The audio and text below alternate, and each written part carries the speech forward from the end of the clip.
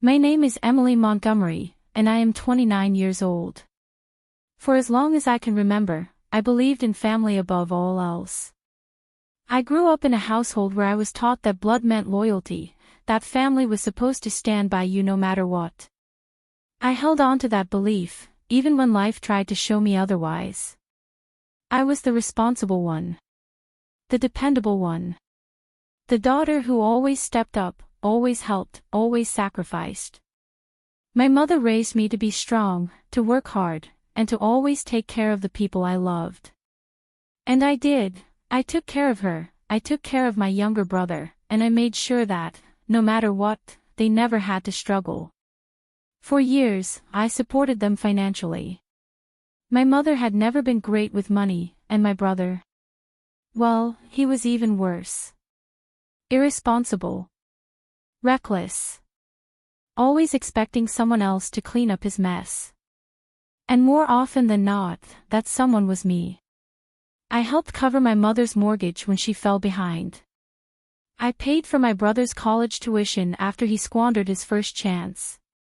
I sent money every time they needed it, even when it meant cutting back on my own expenses. And I did it willingly. After all, that's what family does. Right? I never thought twice about it.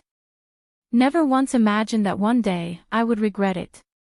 But life has a cruel way of revealing the truth. One moment, you think you know where you stand. The next, everything shifts beneath your feet. For me, that moment came when my mother passed away. And she left me nothing.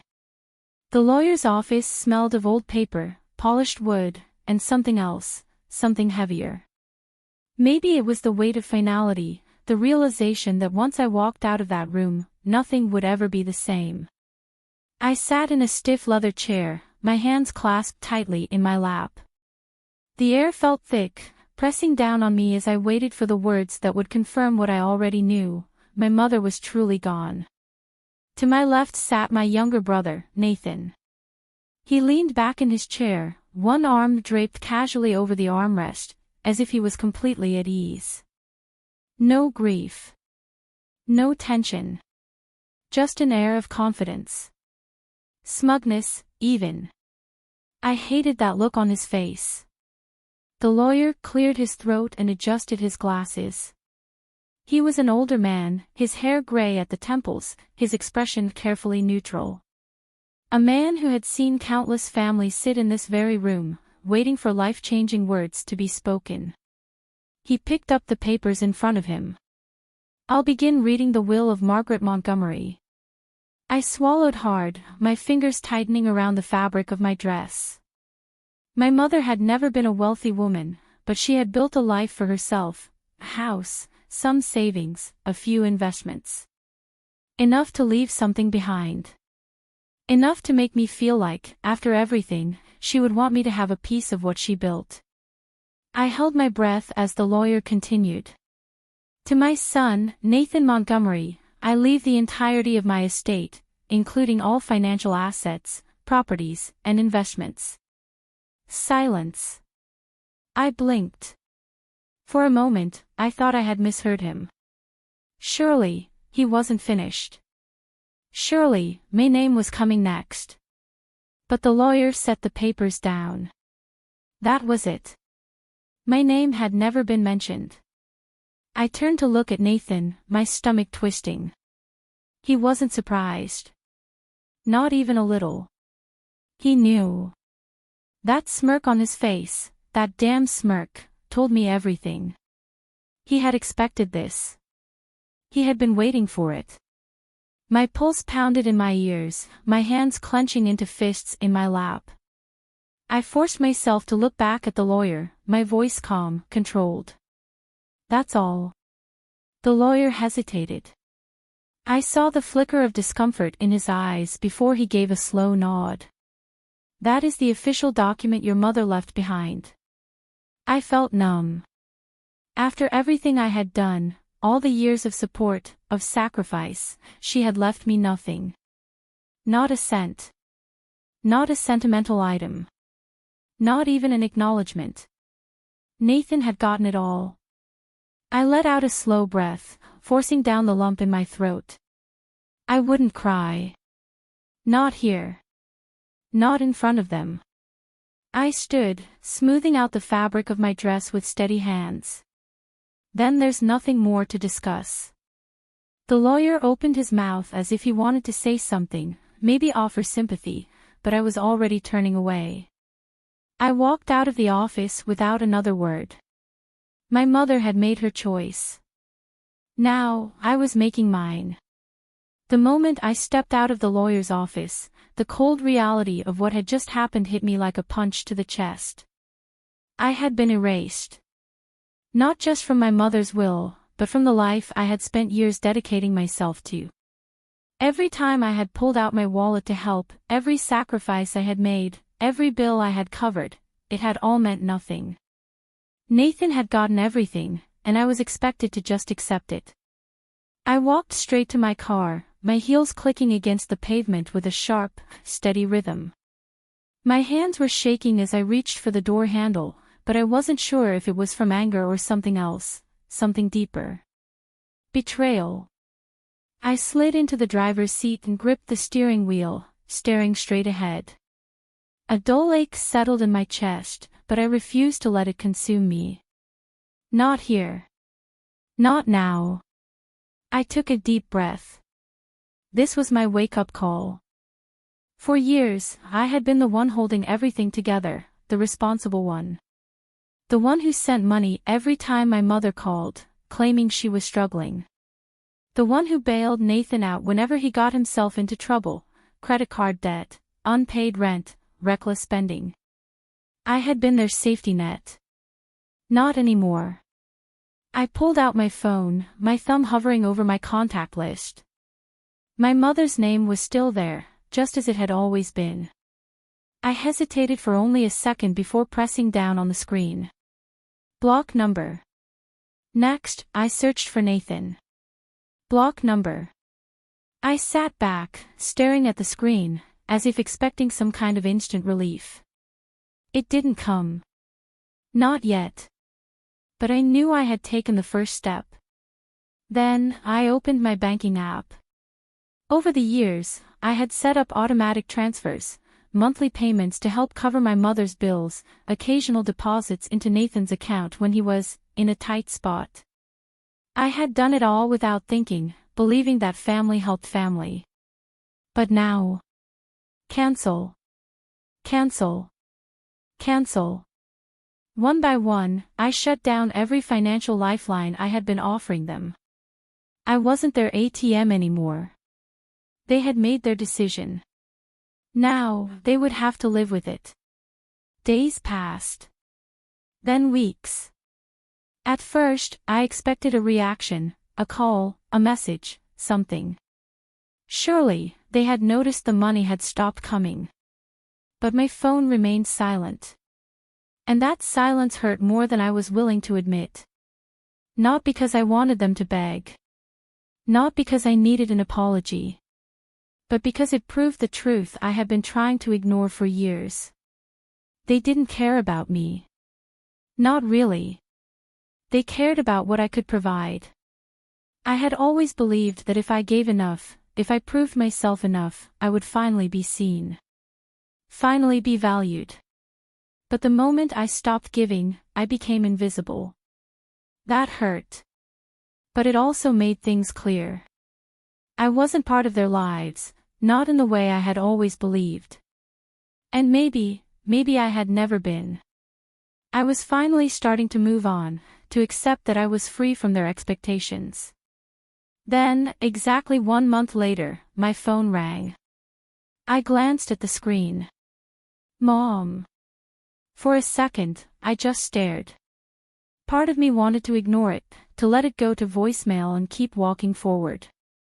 But another part of me, the part that still, deep down, wanted answers, picked up the call. The moment I answered, her voice came through, sharp and demanding. Where is my money? I froze. Not how are you? Not I'm sorry. Not even a fake attempt at concern. Just that. Where is my money? A bitter laugh bubbled up in my throat. After everything, this was all I was to her. I took a deep breath, steadied myself, and gave her the only answer she deserved. And my response stunned her. I sat frozen, the phone pressed against my ear, as my mother's sharp words echoed in my head. Where is my money? Not how have you been? Not I'm sorry for everything. Just those 4 words, cutting through the silence like a blade. A bitter laugh escaped before I could stop it. Of course, that was the only reason she was calling. Not to check on me. Not because she missed me. Not because she regretted anything. Just because she had noticed the money was gone. I took a slow breath, gripping the phone tightly. I wasn't the same person who had walked into that lawyer's office a month ago, still hoping for some kind of fairness, some kind of love. That girl had been naive. That girl had been blind. I wasn't blind anymore. Excuse me.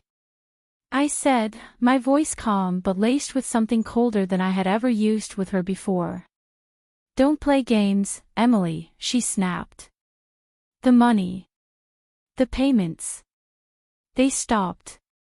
What happened? What happened? I almost couldn't believe what I was hearing. You mean the money I was sending you every month? I asked, my tone deliberately slow, as if I needed to spell it out for her. Yes, she snapped, as if I was the one being difficult. I had bills to pay.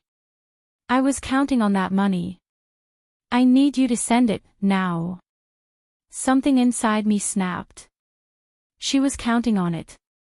Like it was some paycheck she was entitled to. After everything. After cutting me out of her will, after proving I was nothing more than a financial safety net to her, she still had the audacity to demand money from me.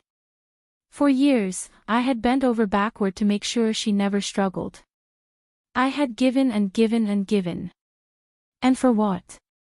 To be tossed aside the moment I was no longer useful. Not anymore. A strange calm settled over me as I loosened my grip on the phone. And then, with more certainty than I had ever felt in my life, I gave her the answer that stunned her. That money was a gift, not an obligation. And I don't give gifts to people who treat me like I don't exist. Silence. For the first time, my mother didn't have a quick, cutting response. I could almost picture her, lips parted, eyes wide, struggling to process what I had just said. Excuse me, she finally said, her voice quieter, laced with disbelief. You heard me. I leaned back in my chair, feeling lighter than I had in years. You made your choice, Mom. You left everything to Nathan. You made it clear exactly where I stand in this family. So now, I'm making my choice. You can ask Nathan for money. I'm sure he'll be happy to help. Her breath hitched. Nathan doesn't have any money. I smiled. Well. That's not my problem, is it? A beat of silence. Then, the anger returned, hot, sharp, desperate. You're being selfish, Emily. I'm your mother. You owe me. I almost laughed at the sheer audacity of it. I owed you respect. I owed you love. I owed you care when you needed it. And I gave you all of that. But I don't owe you my bank account, Mom. That's where you got things twisted. How dare you talk to me like this, she hissed. After everything I've done for you. Everything you've done for me. I cut her off, my voice steady, sharp. You mean raising me? Doing the bare minimum of what a mother is supposed to do. Because let me tell you something, I've done a hell of a lot more for you than you ever did for me. Silence. A different kind of silence. Because she knew I was right. For the first time in my life, I had taken control of the conversation. For the first time, she had no power over me. I let out a slow breath, feeling something unshackle inside me. I hope Nathan enjoys everything you left him, I said, my voice smooth, unwavering. Because from now on, he's the only one you can rely on. And before she could say another word, I hung up. The moment the call ended, an eerie silence filled my apartment.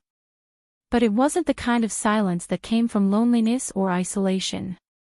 It was the kind that followed a storm, the kind that signaled clear skies ahead. For the first time in my life, I wasn't carrying the weight of my mother's expectations. I wasn't financing her life while being discarded. I wasn't pouring my love and loyalty into a family that only saw me as a source of money. I was free. And I had no intention of wasting that freedom. I threw myself into work, not because I had to, but because I wanted to. Without the financial burden of supporting my mother and Nathan, I finally had the resources to invest in something that was mine. I had always talked about starting my own consulting firm. But every spare dollar I earned had gone to my mother, leaving me just enough to scrape by. Now, I had the means, and, more importantly, the courage, to make that leap. Nights were spent drafting business plans, reaching out to connections, and laying the foundation for something that was entirely mine. And for the first time in years, I felt excited about the future. A month after the call, a message popped up on my phone. Nathan, Mom is struggling. You need to call her. I stared at the words, waiting for guilt to creep in. But it didn't. Instead, I felt nothing but certainty. I didn't owe my mother a second chance, just like she hadn't thought twice before cutting me out of her will. She had made her choice. Now, she had to live with it. I didn't reply. That night, I sat on my balcony with a glass of wine, watching the city lights flicker in the distance. For the first time in years, I was living for myself. And it felt glorious. Months passed. My consulting firm took off faster than I had ever imagined. Clients poured in. Referrals spread. Before I knew it, I was making more than I ever had before, not just financially, but emotionally. I traveled. I met new people. I surrounded myself with those who truly valued me. I no longer checked my phone in anticipation of my mother's calls. I no longer dreaded hearing her voice, waiting for her next demand. I had built a life where I was respected, cherished, and most importantly, happy. One evening, as I was locking up my office, a notification appeared on my phone. An email. From an unknown number. I opened it. Subject, I miss you. 2 simple words. Once, those words would have shattered me. Once, I would have rushed to fix things, to prove my worth, to beg for love that should have been freely given. But not anymore. I stared at the message for a long moment. Then, with steady hands, I pressed delete. Some doors are meant to stay closed. As I stepped out of my office and into the cool evening air, I knew, this was just the beginning.